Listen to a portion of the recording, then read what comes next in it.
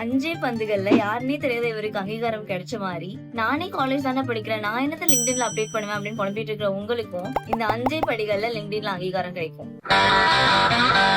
முதல்ல இந்த மாதிரி பொதுவான தலைப்பை எல்லாம் தூக்கிட்டு நீங்க எந்த துறையில வேலை பார்க்கணும்னு ஆசைப்படுறீங்களோ அதுக்கு ஏத்த மாதிரி ஒரு தலைப்பை வைங்க.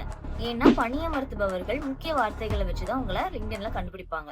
அடுத்து, முன்னாடி அளவுக்கு இப்போ ஒரு தனி ப்ராஜெக்ட் பண்றது அவ்வளவு கஷ்டமான விஷயம் இல்ல. சேனுகாவோட உதவியோட சின்னதா ஏதாவது பண்ணி ப்ராஜெக்ட்ஸ் பகுதியில பதிவிடுங்க. உங்க யோசனை மட்டும் புதுசாவும் மத்தவங்களுக்கு உதவும்படியும் இருக்கிற மாதிரி பாத்துக்கோங்க. மூணாவதா, இந்த குட்டி ப்ராஜெக்டையே ஆதாரமா வச்சு ஒரு நிறுவனத்துல இருக்கிற பிரச்சனைகளை உங்களால தீர்க்க முடியும்னு சொல்லி அதோட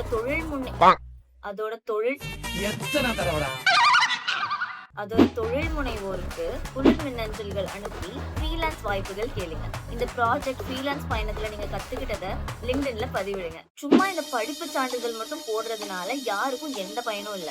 கடைசியா LinkedInல கிரியேட்டர் மோட தேர்வு செஞ்சு வச்சுக்கோங்க. இது உங்களோட LinkedIn ப்ரொஃபைல் விசிபிலிட்டி, அதாவது தெரிவு நிலையை அதிகமாக்கும். மறக்காம LinkedIn நினைச்சு குழம்பிட்டு இருக்கிற உங்க நண்பர்களுக்கும் இந்த செய்தியை கொண்டு போய் சேர்த்துருங்க.